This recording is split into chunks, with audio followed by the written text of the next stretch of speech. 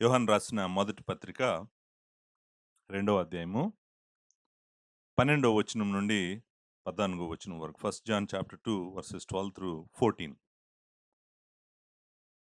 నేను వచనాలను చదువుతాను. చదివిన తర్వాత మనము వీటిని అర్థం చేసుకోవటానికి ప్రయత్నం చేద్దాం. మనం చదువుతుంది దేవుని వాక్యము. దేవుని వాక్యం యందు మనం దృష్టి ఉంచితే మనకు మంచిది, మనకు మేలు జరుగుతుంది. ఆయన వాక్యము మన హృదయం లోపల చీకటి గల ప్రతి ప్రాంతంలోకి వెళ్ళి వెలుగునిస్తది. వెలుగునివ్వటమే కాదు, మనము ఆయన సారూప్యతలోకి మారటానికి దేవుడు తన వాక్యాన్ని వాడుకుంటాడు. కాబట్టి దేవుని వాక్యాన్ని మనం జాగ్రత్తగా అర్థం చేసుకోవటానికి ప్రతి ప్రయత్నము చేద్దాం. 12వ వచనం నుండి 14వ వచనం వరకు. చిన్న పిల్లలారా, ఆయన నామము బట్టి మీ పాపములు క్షమింపబడినవి గనుక మీకు వ్రాయుచున్నాను.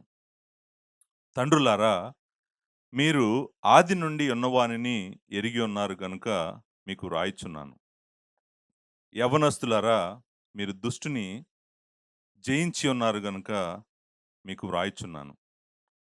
చిన్న పిల్లలారా, మీరు తండ్రిని ఎరిగి ఉన్నారు గనుక మీకు వ్రాయుచున్నాను. తండ్రులారా, మీరు ఆది నుండి ఉన్నవానిని ఎరిగి ఉన్నారు గనుక మీకు వ్రాయుచున్నాను.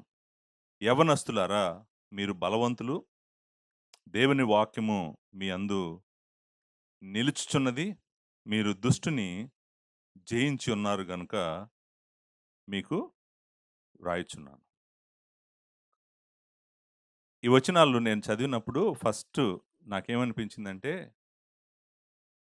అసలు వివరించటానికి, వర్ణించటానికి, జాగ్రత్తగా కూర్చొని ఇక్కడ చదవటానికి ఈ వచనాలలో ఏమీ లేదు గదా! ఏముంది ఈ వచనాలలో అనిపించింది. నేను అనుకుంటాను మీకు కూడా అలా అనిపించుండొచ్చు. చాలా క్లియర్‌గా ఉంది. దీంట్లో కష్టమైన పదాలు గాని, కష్టమైన మాటలు గాని ఏమీ లేవు.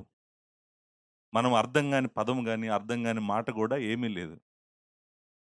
చక్కగా ఒక్కొక్కరిని చెప్తున్నాడు. చిన్న పిల్లలారా అన్నారు. మీ పాపాలను దేవుడు క్షమించాడు గాబట్టి మీకు రాస్తున్నానన్నాడు.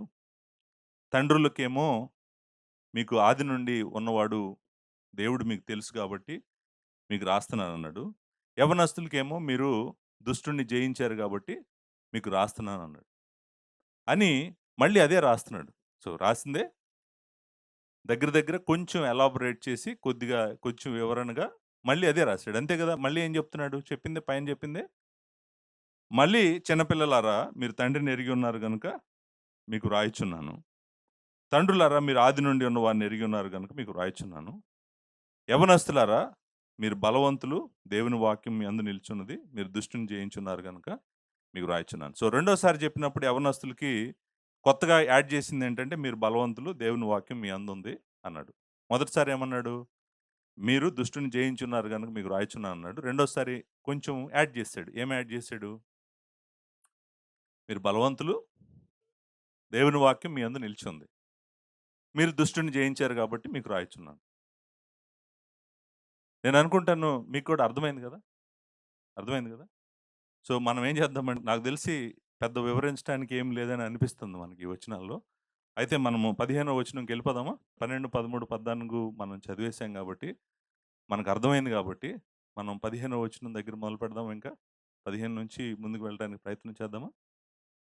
లేకపోతే ఏమన్నా ఇంకొంచెం ఏమన్నా వివరించమంటారా? మీకు అర్థమైందా? అర్థం కాలేదా? అర్థం కాలేదా? ఏం అర్థం కాలేదు ఈ వచనాల్లో? అంత క్లియర్‌గానే ఉంది గదా! 2 టైమ్స్ రిపీట్ చేసాడు. నేను 2 సార్లు రిపీట్ చేస్తే ఏమంటారో తెలుసా? ఎందుకండి 2 సార్లు చెప్తారంటారు. ఏమంటారు మీరు నన్ను? 2 సార్లు ఒకే విషయం చెప్పాననుకోండి ఏమంటారు మీరు నన్ను? ఒకసారి చెప్తే సరిపోతది కదా! పాస్టర్ గారు 2 సార్లు ఎందుకు చెప్తున్నారు మీరు అంటారు. మరి యోహాన్ గారిని ఏమంటారు మీరిప్పుడు? ఆయన ఒకసారి చెప్పి మళ్ళీ చెప్పాడు గదా!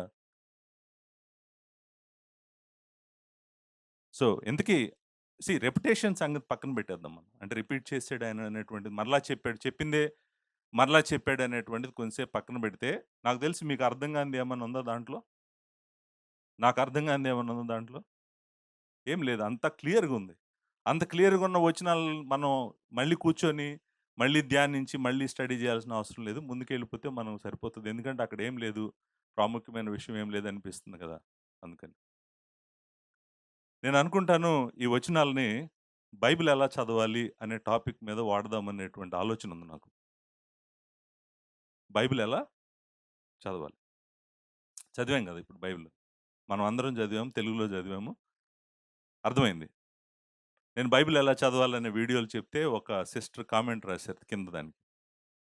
బైబిల్ ఎలా చదవాలని వీడియోలు చేశారేంటి? బైబిల్ తెలుగులోనే ఉంది గదా! అని రాసిందామె. ఆమె ఉద్దేశ్యం ఏంటంటే బైబిల్ ఎలా చదవాలనే దానికి వీడియోలు ఎందుకండి పాస్టర్ గారు? బైబిలు తెలుగులోనే ఉంది గదా! తెలుగులో ఉన్న చదివితే అర్థమవుతది గదా! అని రాసిందనమాట. మీరు ఊహించండి.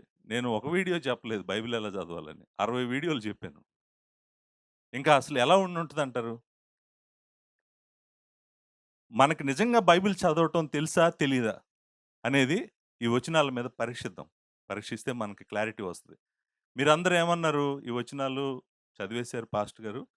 చాలా క్లియర్‌గున్నాయి. మాకు అర్థం కానిది ఏమీ లేదు. స్పష్టంగా ఉంది. ముందుకెళ్ళిపోదాం పాస్టర్ గారు అన్నారు. అనలేదులే. బట్ ఒక ప్రశ్నతో నా వైపు చూసారు. ఇదేంటి మీరు ముందుకెళ్ళిపోదాం అంటున్నారు.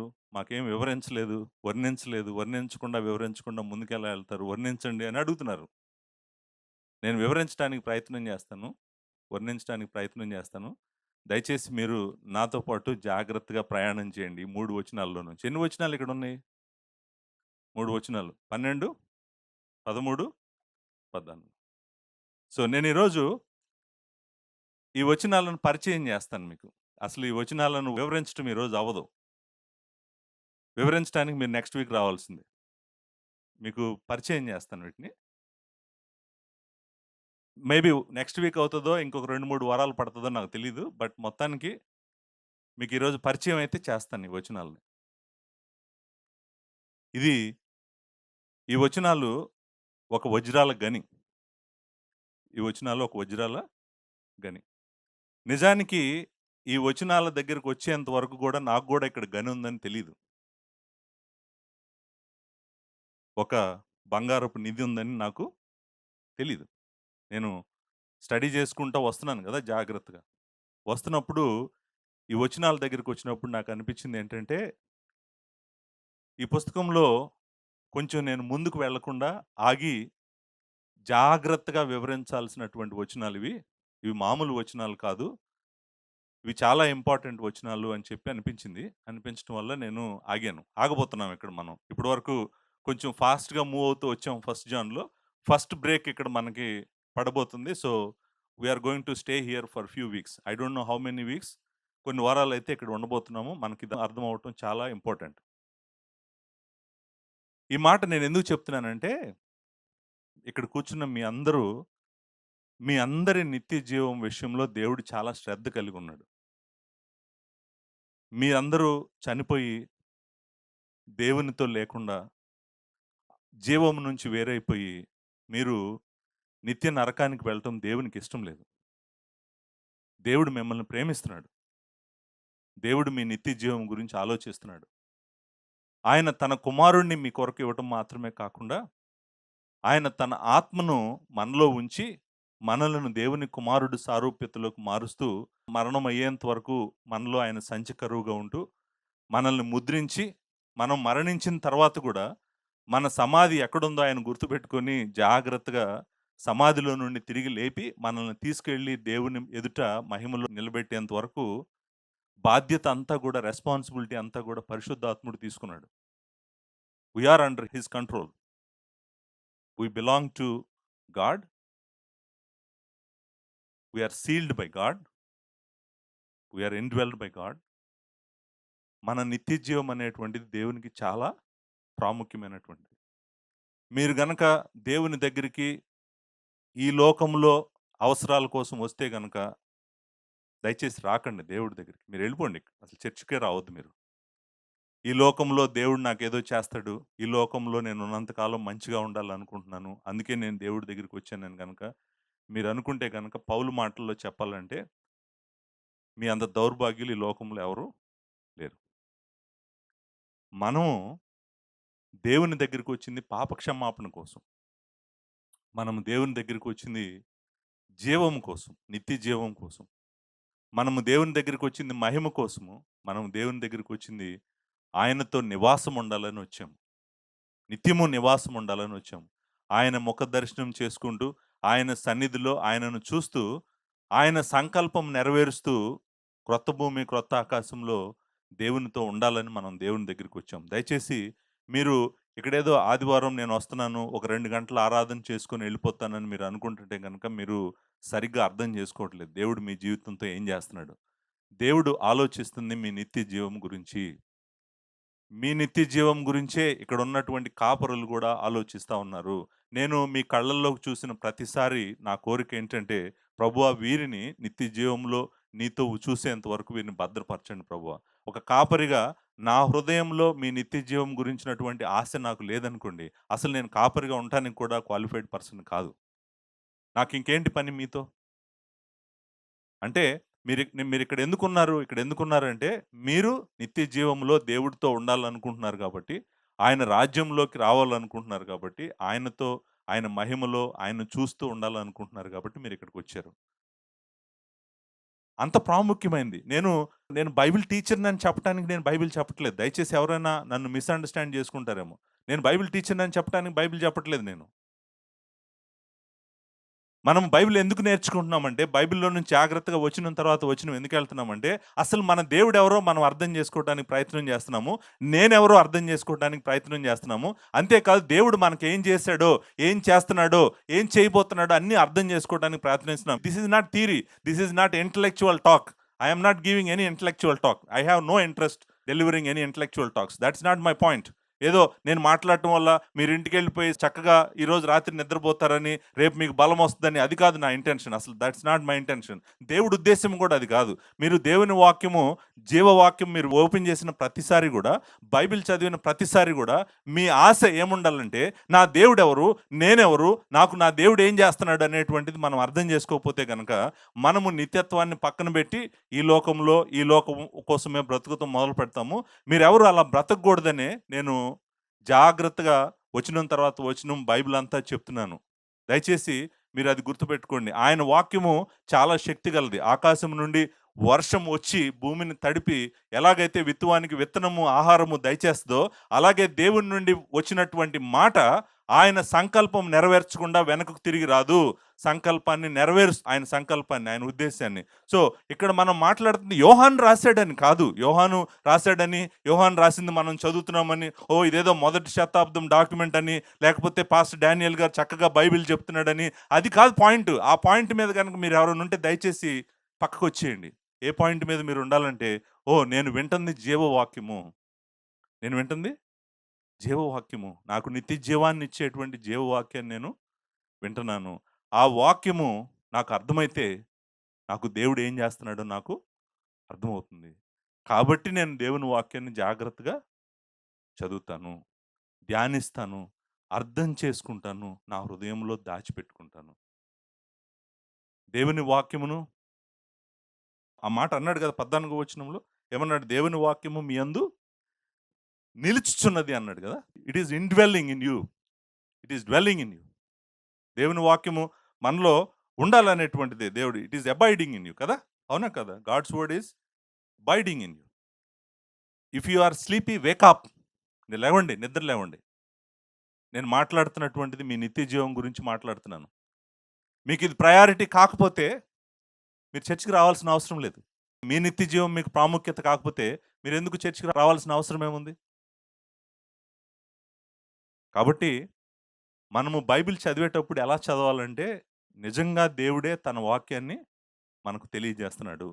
ఆయన చెప్పాలనుకుంటుంది చెప్తున్నాడు. పరిశుద్ధాత్ముడంట ప్రేరేపించాడంట. ఎవరిని? యోహానుని ఈ మాటలు రాయమని, రాసి నా బిడ్డలకి ఇవ్వమని దేవుడు ప్రేరేపించాడంట. దేవుని ప్రేరణతో, పరిశుద్ధాత్మ యొక్క ప్రేరణతో రాయబడిన మాటలు కాబట్టి మనం జాగ్రత్తగా వీటిని చదవాలి. చదివి అర్థం చేసుకోవడానికి ప్రతి ప్రయత్నము చేయాలి. ఈ 3 వచనాలు ఉన్నాయి కదా! నేను ఒక చిన్న ప్రశ్నతో మొదలు పెడతాను. మీరందరూ నాకు తెలిసి అందరూ కరెక్ట్ ఆన్సరే చెప్తారు. డెఫినిట్‌గా కరెక్ట్ ఆన్సరే చెప్తారు. నాకంత నమ్మకం ఉంది మీ మీద. సో, నేనడిగే ప్రశ్నేంటంటే, ఈ 3 వచనాలు మనం చదివాం గదా! ఈ 3 వచనాల్లో ఎక్కువ సార్లు కనపడిన మాటేంటి?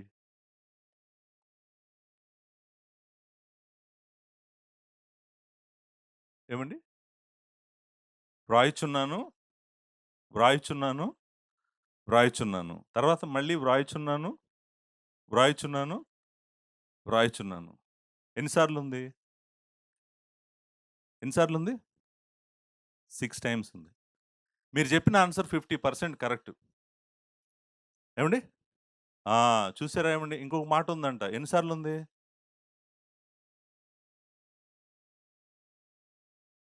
గనుకాలు ఎన్ని సార్లున్నాయండి? అంటే మీరేం జెప్పారు నాకు ఫస్ట్ టైమ్ ఆన్సర్ చేసినప్పుడు? 50% ఆన్సర్ కరెక్ట్ జెప్పారు. మీకు రాయుచున్నాను, మీకు రాయుచున్నాను అనేది 50% ఆన్సరే కరెక్ట్. గనుకాలు వదిలేసారు గదా మరి. గనుకాలు ఎన్ని సార్లున్నాయి? 6 టైమ్స్. అసలు గనుకకి మనం తెలుగులో ఏ విలువ ఇవ్వం. గనుక ఏంటి పాస్టర్ గారు? మీకు ఏం పని లేదనుకుంటా. గనుక మీద కూర్చోబెట్టారు మమ్మల్ని. గనుక అవసరం లేదా? ఇంగ్లీష్‌లో ఏమంటారో తెలుసా? బికాజ్ అన్నాడు కదా! How many becauses are there? How many? 6. Because, because ఈ గ్రీక్‌లో మనం హార్టీ క్లాజ్ అంటాం దీన్ని. Because, because 6 times because. I am writing to you, I am writing to you, I am writing to you, I am writing to you, I am writing to you, I am writing to English ట్రాన్స్‌లేషన్స్‌లో అలా లేదు. 3 times I am writing to you అనుంది. 3 times I right to you అనుంది కొన్ని ట్రాన్స్‌లేషన్స్‌లో. 3 times I am writing to you, 3 times I have written to you అనేటువంటి translation ఉంది కొన్ని కొన్ని చోట్ల. అది మీరు ఆల్‌మోస్ట్ కరెక్ట్‌గానే చెప్పారులెండి. మీరు ఎన్ని సార్లు ఏముంది అనేటువంటి క్వెషను దగ్గర దగ్గర మీరు యాక్యురేట్‌గానే చెప్పారు. పాయింట్ ఏంటంటే, యోహాను గారు ఏం చెప్తున్నాడంటే, నేను మీకు రాస్తన్నాను, మీకు రాస్తున్నాను. ఎందుకు రాస్తున్నానంటే, ఎందుకు రాస్తున్నానంటే గనుక ఉంది గదా! ఎందుకు రాస్తున్నానంటే, ఎందుకు రాస్తున్నానంటే, ఎందుకు రాస్తున్నానంటే, ఎందుకు రాస్తున్నానంటే, ఎందుకు రాస్తున్నానంటే, ఎందుకు రాస్తున్నానంటే. ఆ గనుక అనేది మనము నిజానికి గ్రీక్‌లో ఎలా ఉందో చెప్పమంటారా? మొదటి 12వ వచనం ఇలా ఉంది. చిన్న పిల్లలారా మీకు వ్రాయుచున్నాను.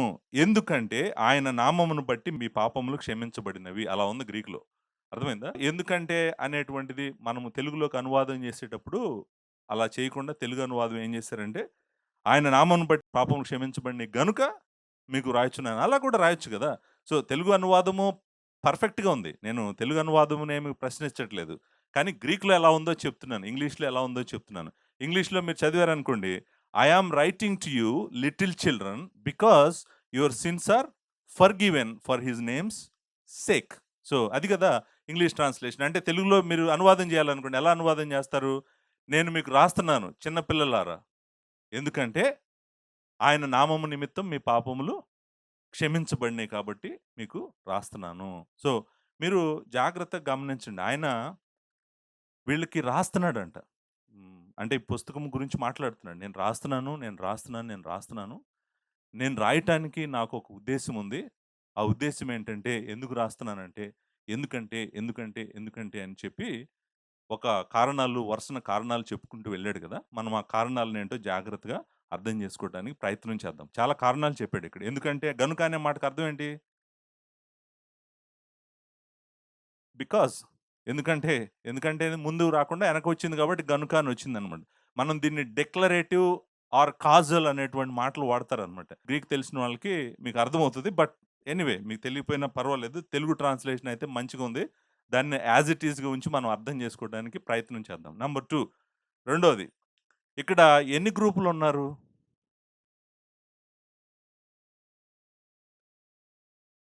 ఎన్ని గ్రూపులున్నారు? ఇప్పుడు మీకు అర్థమవుతుందా హెర్మెనెutiక్స్ క్లాస్ అనేది? నేను హెర్మెనెutiక్స్ బైబిల్ ఎలా చదవాలో మనం నేర్చుకుందాం అన్నాను కదా! This is a hermeneutics class. How many groups are there? 3 groups? Okay. నేను ఇప్పుడు జాగ్రత్తగా మనం చూడటానికి ప్రయత్నం చేద్దాం.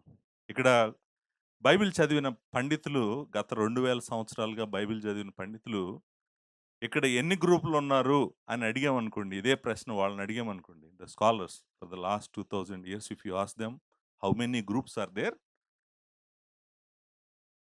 They said there is only 1 group. They said there are 2 groups. They said there are 3 groups. కొంతమంది ఏమన్నారు? ఒక గ్రూపే ఉందన్నారు. So all 3 verses are talking about a single group. All 3 verses are talking about 2 groups. All 3 verses are talking about 3 groups. ఈ 3 answers చెప్పారు last 2000 సంవత్సరాల్లో.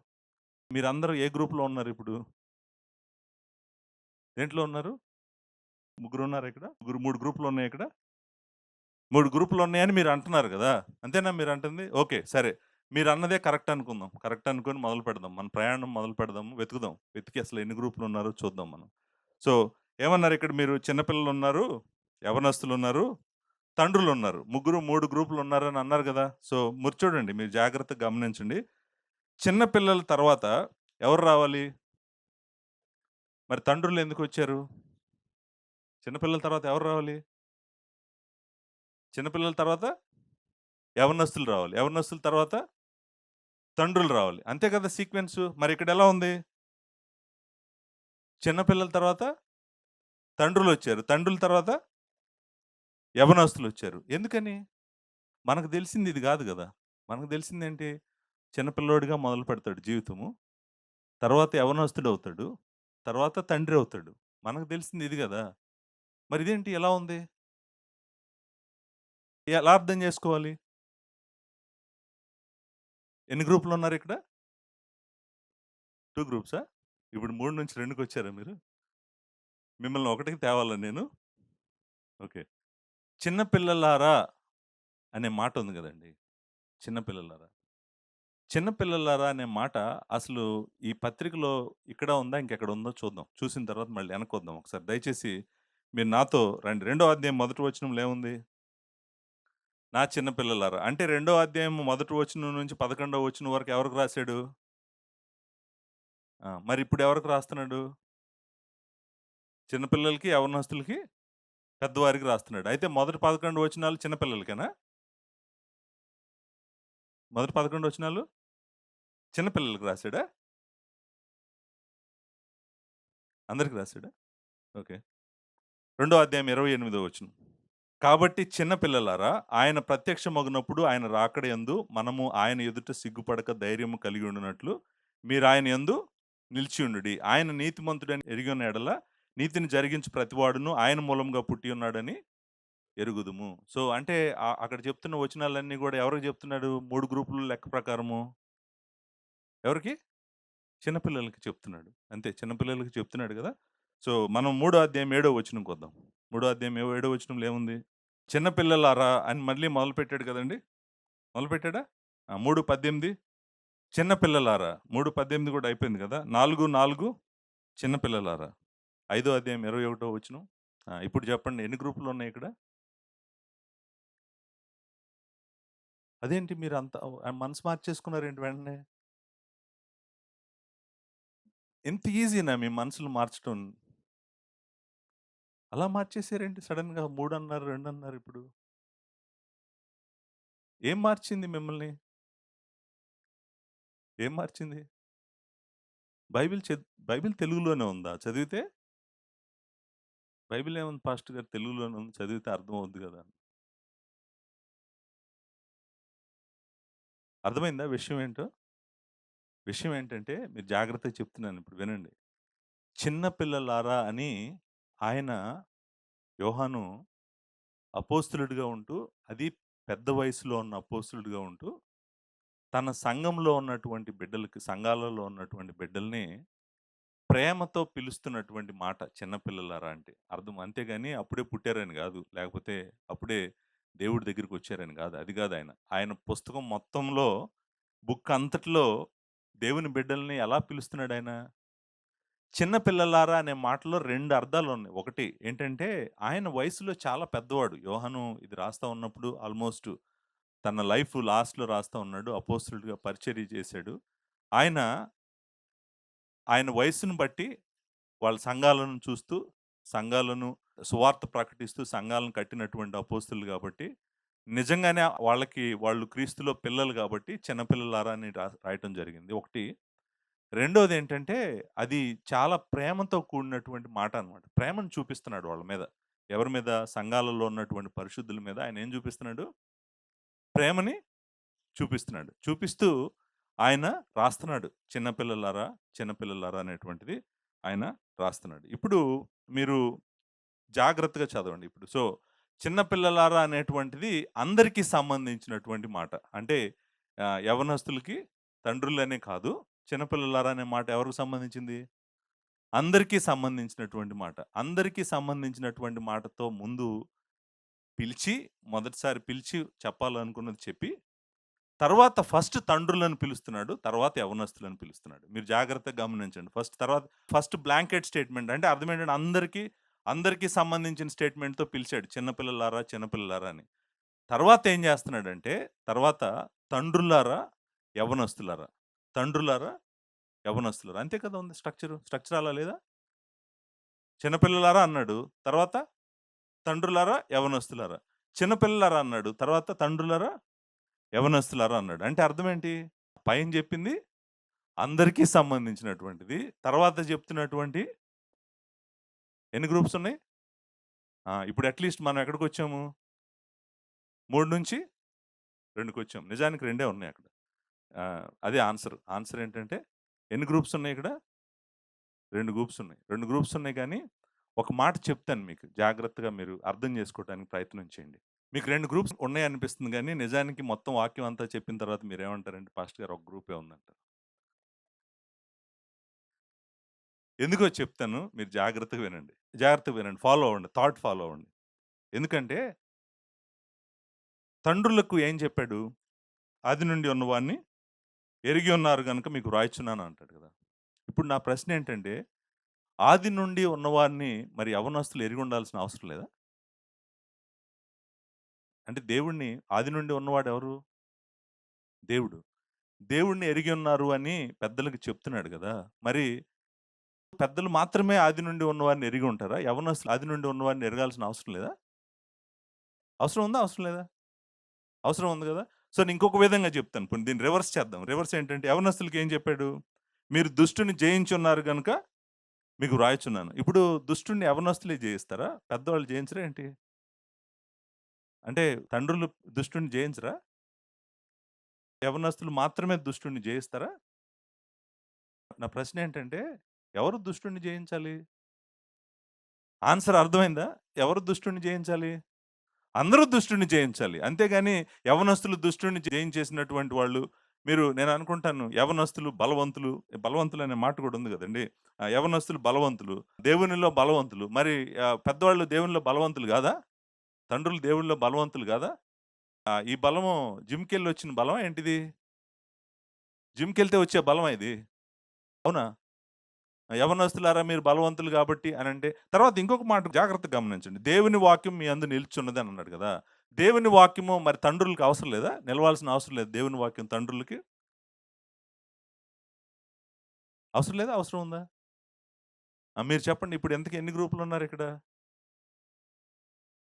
ఎన్ని groups ఉన్నారు? 1 గ్రూప్ ఉన్నారు. అంతే గదా! అంటే నేను చెప్పాలనుకుందేంటంటే, ఇక్కడ నిజానికి 2 గ్రూపులున్నారు. తండ్రులు, యవ్వనస్తులు. కానీ చిన్న పిల్లలకి ఏం చెప్తున్నాడో అది తండ్రులకి, యవ్వనస్తులకు కూడా అప్లై అవుతది. తండ్రులకి ఏం చెప్తున్నాడో అది తండ్రులకి, యవ్వనస్తులకు కూడా అప్లై అవుతది. యవ్వనస్తులకి ఏం చెప్తున్నాడో యవ్వనస్తులకి, తండ్రులకు కూడా అప్లై అవుతది. అందరికి అప్లై అవుతది. ఓవరాల్‌గా మనకేమనిపిస్తుందంటే 3 లాగా కనిపిస్తూ 2 లాగా అయ్యి ఒకటయిందనమాట. అర్థమైందా? అర్థమైందా? అర్థం కాలేదా?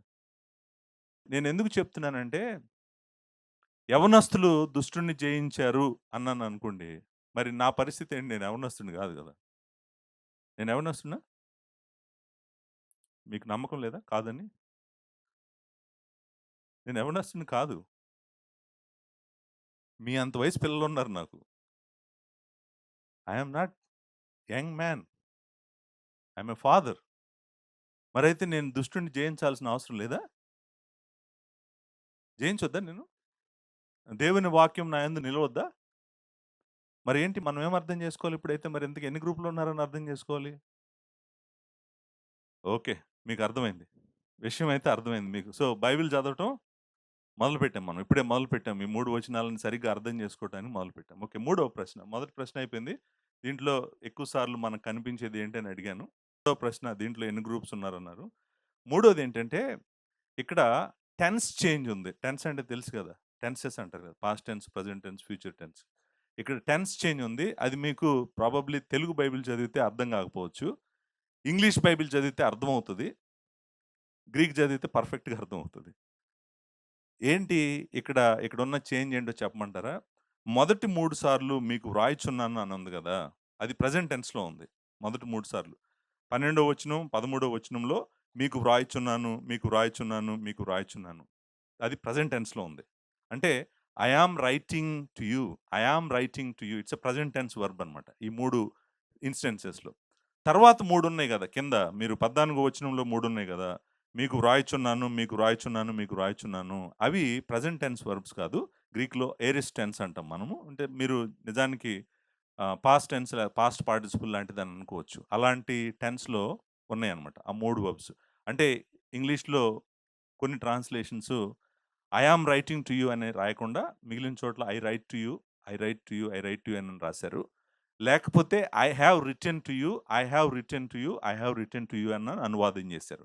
అంటే అర్థమేంటి? అర్థమేంటంటే మీరు అనుకుంటున్నారేంటంటే పైన చెప్పిందే కింద చెప్తున్నాడు, పైన చెప్పిందే కింద చెప్తున్నాడని మీరు అనుకుంటున్నారు గానీ, నిజానికి ఆయన ఏమంటున్నాడంటే పైనేమో రాస్తున్నాను అంటున్నాడు. కిందేమో దగ్గర దగ్గర నేను రాసేసాను అంటున్నాడు. రాసిందే మళ్ళీ చెప్తున్నాడు. ఇది రిపిటేషనే. రిపిటేషన్ అనేటువంటి దాంట్లో డౌటే లేదు.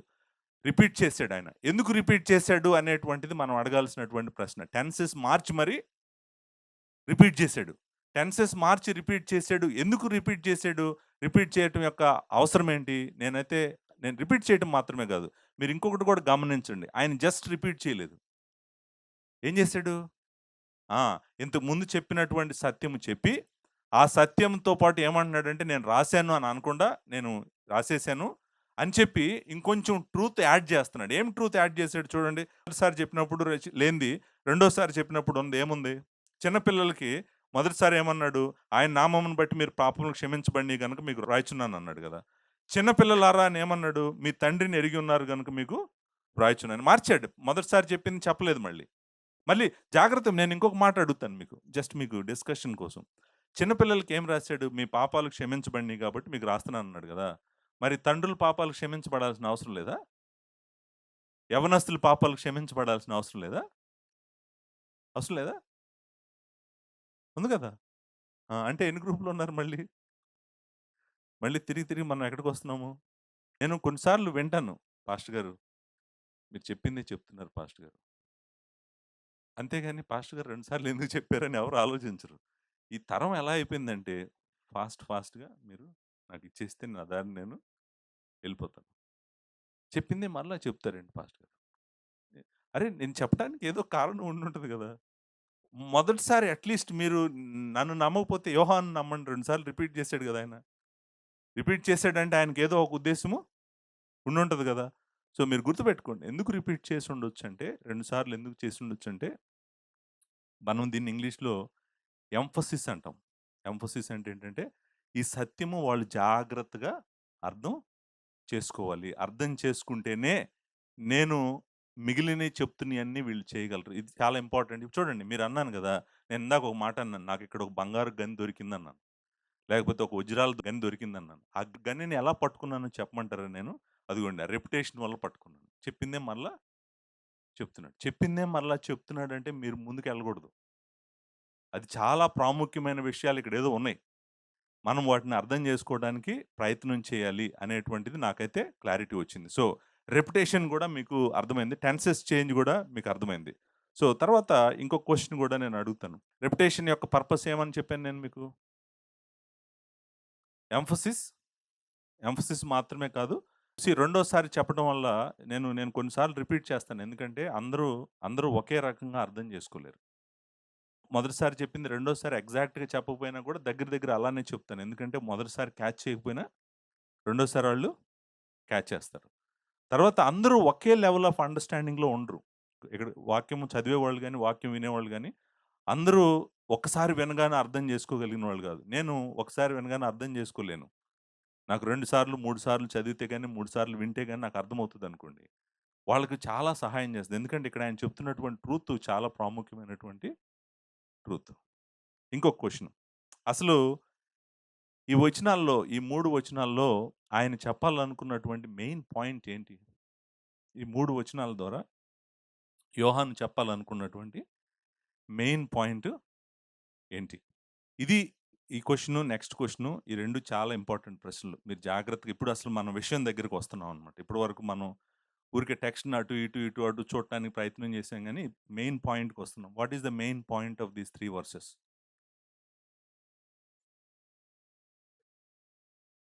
నేను చెప్తాను, మీరు జాగ్రత్తగా వినండి. ఈ 3 వచనాల యొక్క మెయిన్ పాయింట్ ఏంటంటే, ఒక క్రైస్తవుడికి కావాల్సినటువంటి ఆదరణ అంతా గూడా ఈ 3 వచనాల్లో ఉంది. ఆదరణ అనండి, నేనైతే నిజానికి మనము ఈ లోకంలో దేవుని కోసము శక్తిమంతులుగా బ్రతకటానికి కావలసిన పవర్ అంతా గూడా ఈ 3 వచనాల్లో ఉంది.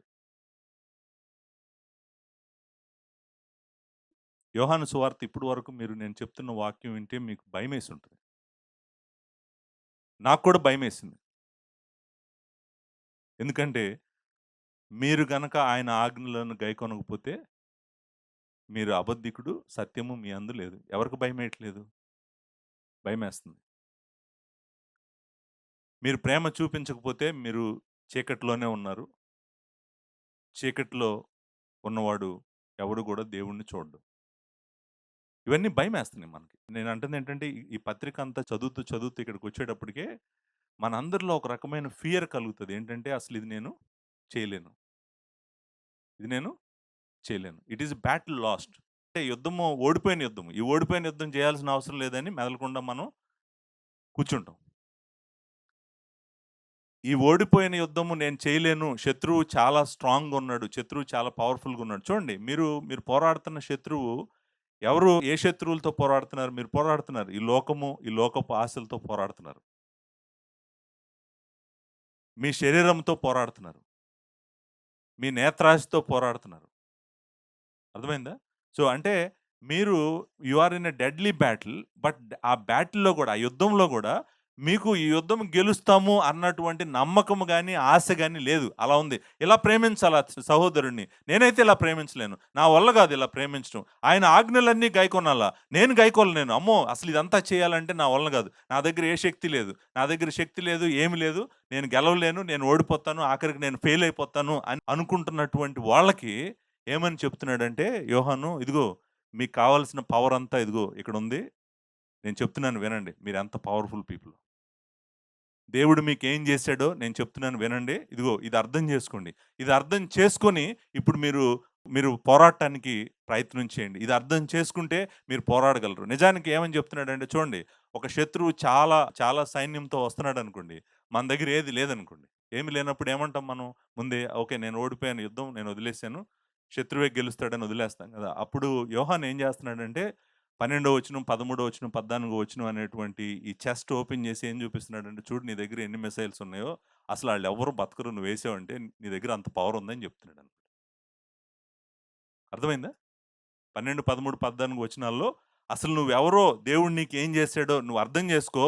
అర్థం చేసుకుంటే నీకు ఏ ఎనిమీ కూడా పెద్ద ఎనిమీ కాదు. నువ్వు గెలవలేని బ్యాటిల్ అంటూ లేదు. నిన్ను ఎదిరించగలిగిన పవర్‌ఫుల్ ఎనిమీస్ భూమి మీద ఎవరు కూడా లేరు. అంటే అర్థం ఏంటంటే, నిజంగా నువ్వు దేవుని బిడ్డగా, దేవుని మహిమ కోసము, దేవుడు ఏం చెప్పాడో నువ్వు అదంతా చేయాలంటే, అదంతా చేయటానికి కావాల్సినటువంటి శక్తి అంతా గూడా ఈ 3 వచనాల్లో దేవుడు ఏం చేశాడో నీకు అది చెప్తూ మనల్ని రెడీ చేస్తున్నాడు. ఇప్పుడు మీరు చూడండి. ఇదంతా నాకెలా తెలిసిందో చెప్తాను మీకు. చాలా simple. Very simple. Very simple and ఆ టెన్సెస్ లేకపోతే చదవడం అర్థమైతే అర్థమవుతది. ఎలా అర్థమైందో నాకు నేను మీకు చెప్తాను వినండి. చూడండి మీరు ఫస్ట్ 12వ వచనం చదవండి. 12వ వచనంలో ఏమన్నాడు? ఆయన నామమును బట్టి మీ పాపములు క్షమించబడినవి గనుక మీకు వ్రాయుచున్నాను. ఇప్పుడు చూడండి. దేవుడంట మన పాపాలను క్షమించాడంట. నా పాపాలను దేవుడు క్షమించినప్పుడు నా మీద రోజు ఈ దుష్టుడు, ఏ దుష్టుడు? దుష్టుడు ఉన్నాడు కదా ఇక్కడ. ఉన్నాడా లేదా? వీడు రోజు ఎళ్లి పరలోకం వెళ్లి నా మీద కేసేస్తున్నాడనుకోండి. రోజు పరలోకం వెళ్లి ఏం చేస్తున్నాడు ఈడు నా మీద? కేస్ పెడుతున్నాడు. ఏమని పెడుతున్నాడు? ఇదిగో డానియేల్ సూర్య మీకు తెలీదు ఎలాంటోడో నాకు తెలుసు. ఇండైట్‌మెంట్ కేసు నేను చార్జ్ షీట్ ఫైల్ చేస్తున్నానని పరలోకంలో ఫైల్ చేశాడు. నేనేమంటానంటే వాడు చెప్పిందంతా కరెక్టే. ఎందుకంటే నేనదంతా చేశాను. మీ మీద ఎవరైనా వాడు ఎళ్లి కేసేసాడనుకోండి. మీరేమంటారు? నేను చేయలేదంటారా? ఏమంటారు మీరు?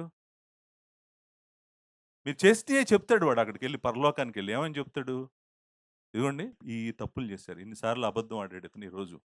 ఇతని అపవిత్రమైన కళ్ళతో ఇన్ని సార్లు చూసాడు. లేకపోతే ఇలా ఆలోచించాడు. ఇలా నిర్ణయాలు తీసుకున్నాడు. అన్నీ నా మీద కేస్ పడిందండి పరలోకంలో ఈరోజు. పరిస్థితి ఏంటి ఇప్పుడు? వెరీ పవర్‌ఫుల్ లాయర్ ఆడు. ఆడికి అన్నీ తెలుసు. కేసు కూడా చాలా టైట్‌గా పెట్టాడు నా మీద. ఎక్కడ పెట్టాడు? హైకోర్ట్‌లో పెట్టలేదు. సుప్రీం కోర్ట్‌లో పెట్టలేదు. పరలోకపు దేవాలయంలో పెట్టాడు. హైయెస్ట్ కోర్ట్‌లో పెట్టాడు. నా మీద కేసు పడిందనగానే నేను ఇక్కడ దిగాలుగా ఏమైపోతాను? అమ్మో! నా మీద కేసు పెట్టారంట పరలోకంలో. ఇంక అయిపోయింది నా లైఫ్. నేను ఇంకేమి చేయలేను. సహోదరుని ప్రేమించడం లేదేం లేదు. ముందు ఆ కేసు ఎలా కొట్టించుకోవాలో ఆలోచిస్తాను. ఆ కేసు సంగతి మాట్లాడదాం ముందని. పరలోకంలో కేసు వచ్చింది మనకి డిస్కషన్‌కి. కేసు రాగానే కేసు ఓపెన్ చేసాడు. వచ్చాడు ఈడు. వీడు అక్యూజర్ గదా! అటార్నీ వచ్చి నిలబడ్డాడు. జాగ్రత్తగా నిలబడి డానియేల్ సూర్య గురించి నీకు చెప్తాను విను ప్రభువా. అసలు ఏంటంటే మొత్తం కేసంతా చదివాడు. కేసంతా చదవగానే నాకిక్కడి నుంచి చెమటలు పడుతున్నాయి. ఇదేంటి ఇంత స్ట్రాంగ్‌గా కేస్ ఆర్గ్యూ చేస్తున్నాడు నా మీద. అయిపోయినట్టున్నాను నేను. నన్ను ఏసేస్తాడు దేవుడు ఎక్కడో తీసుకెళ్ళాలనుకున్నాను. అంతా అరిసాడు, కేకలు పెట్టాడు. అసలు ఇంత స్ట్రాంగ్ కేస్ ఉన్నప్పుడు మీరెలా యాక్షన్ తీసుకోకుండా ఉంటారు డానియేల్ మీద. అది ఇదని కేకలు పెట్టి అరిసాడు. అన్నీ అరిసిన తర్వాత సైలెంట్‌గా తండ్రి ఇలా జూసాడు. అలా జూసేటప్పటికే అందరు లాయర్‌ల కన్నా గూడా ద మోస్ట్ పవర్‌ఫుల్ లాయర్ లేచాడు. లేచి నిలబడి, తండ్రి నా చేతులు చూసారా? నా తల చూసారా? నా శరీరం చూసారా? నేను డానియేల్ కోసము నా ప్రాణం పెట్టాను తండ్రి. Daniel case right away discussion లేకుండా ప్లీజ్ కొట్టేయండి తండ్రి అన్నాడు. ఉత్తరవాది కదా ఆయన. రెండో అధ్యాయంలో చూసాం కదా మనం. రెండో అధ్యాయంలో ఏం చూసాము? రెండో అధ్యాయం రెండో వచనంలో. ఉత్తరవాది అంటే ఏంటి? ప్లీడర్ అండి. ఉత్తరవాది అంటే advocate the most powerful advocate.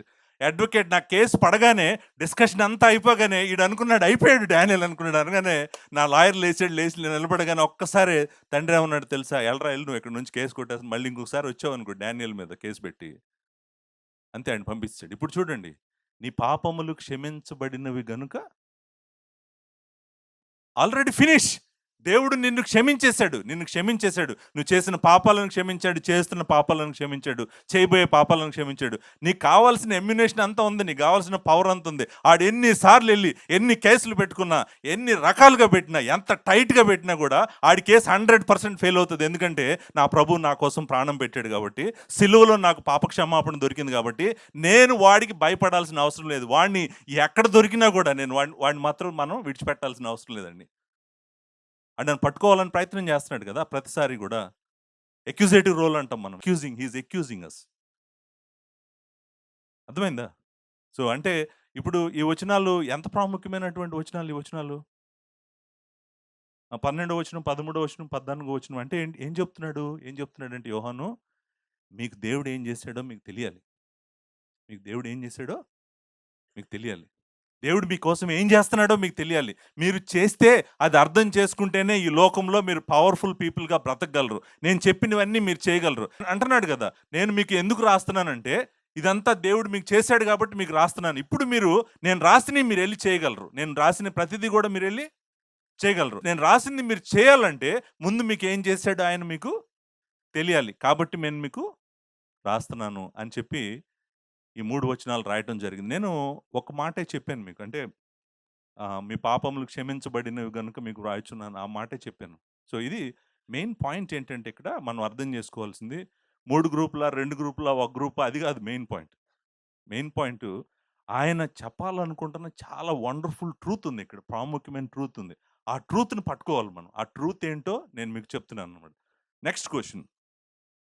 ఈ మెయిన్ పాయింట్‌ని అంటే ఆయన చూడండి ఏమంటున్నాడంటే, "మీరు వెలుగులో నడవండి, చీకటిలో నడవద్దన్నాడు." నేను వెలుగులో నడవలేకపోతున్నాననుకోండి, చీకటి పని ఏదైనా చేశాననుకోండి, ఆయనేమంటున్నాడు, "నువ్వు భయపడాల్సిన అవసరం లేదు. నువ్వు పాపం ఒప్పుకో. నీ పాపం నువ్వు ఒప్పుకున్న యెడల ఆయన నమ్మదగినవాడు, నీతిమంతుడు గనుక మన పాపం క్షమించి సమస్త దుర్నీతి నుండి మనల్ని పవిత్రులుగా చేయను." ఒప్పుకో. ఎందుకంటే నువ్వు ఒప్పుకోవటమే నువ్వు చేయాల్సింది. ఆల్రెడీ ఆయన నీ కోసం ప్రైస్ పే చేసాడు. పశ్చాత్తాపడి ఒప్పుకుంటే గనుక దేవుడు నిన్ను క్షమిస్తాడు. నువ్వు మరలా ఆయనతో సహవాసం చేస్తూ వెలుగులో నడువు అని చెప్తున్నాడు. మనల్ని అంటే ప్రేమించు అని చెప్తున్నాడు. నేను ప్రేమించలేకపోతున్నానని చెప్తున్నావు నువ్వు. అంటే నువ్వు ఆయన ప్రేమను నువ్వు అర్థం చేసుకోవట్లేదు అంటున్నాడు. సో, మరలా మనల్ని ఏం చేస్తున్నాడంటే, దేవుడు మనకేం చేసాడో చెప్తూ, ఈ పత్రికలో ఉన్నయన్నీ గూడా మీరు చేయాలి. మీరు చేయాలంటే మీకు దేవుడు ఏం చేసాడో ముందు మీరు అర్థం చేసుకోవాలని చెప్పి ఈ 3 వచనాలు రాసాడనమాట. నేను అనుకున్నాను ఈ పుస్తకం చదువుతున్నప్పుడు అసలు ఈ 3 వచనాలు ముందే రాసేసినట్టయితే బాగుండేది పత్రికకి.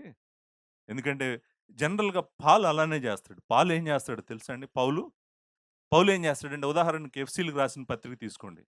ఎఫ్‌సీ‌లకు రాసిన పత్రికలో 6 అధ్యాయాలు రాసాడు గదా! పౌలు ఏం చేస్తాడంటే 3 అధ్యాయాల్లో దేవుడు మనకేం చేసాడో చెప్తాడు. మొదటి 3 అధ్యాయాల్లో దేవుడు మనకేం చేసాడో చెప్తాడు. తర్వాత 3 అధ్యాయాల్లో మనం ఏం చేయాలో చెప్తాడు. సో, అంటే ముందు దేవుడు మనకేం చేసాడో మనకు అర్థమైతేనే గాని మనం ఏం చేయాలో మనం చేయలేము. ఇప్పుడు యోహాను గూడా అదే చేస్తున్నాడు. నిజానికి ఆయన మనం ఏం చేయాలో అది మొదలుపెట్టాడు.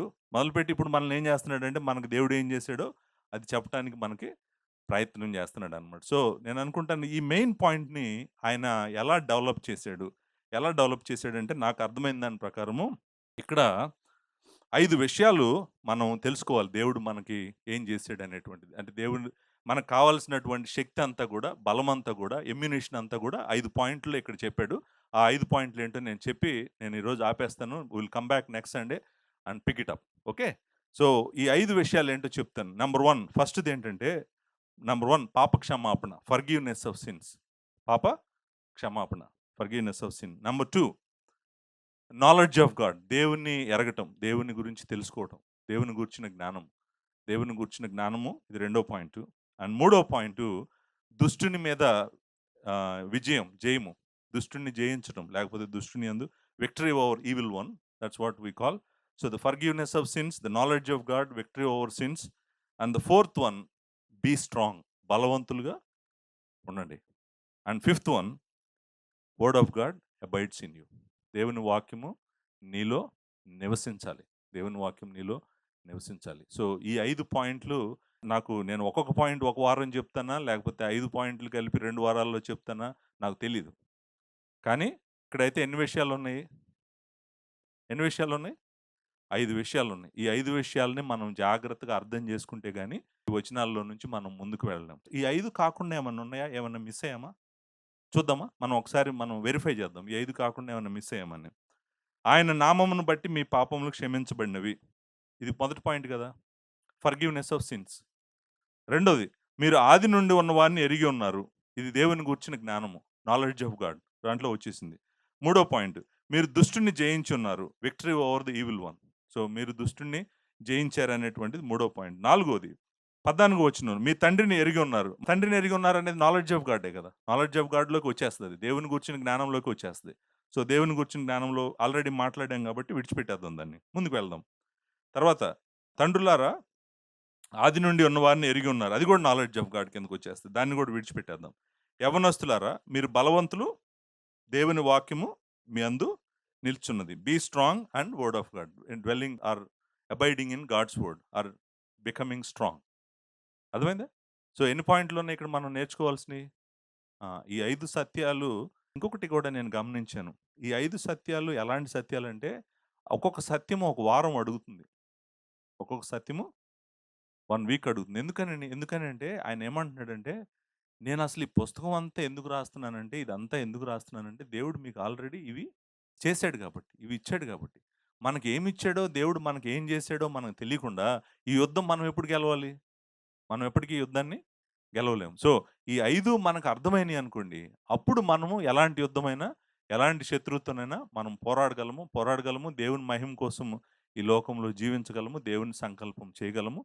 అన్నిటికి మించి మన నిత్య జీవానికి ఏదైతే అడ్డొస్తుందో దాన్ని మన జీవితాల్లో లేకుండా మనం తీసుకోగలము.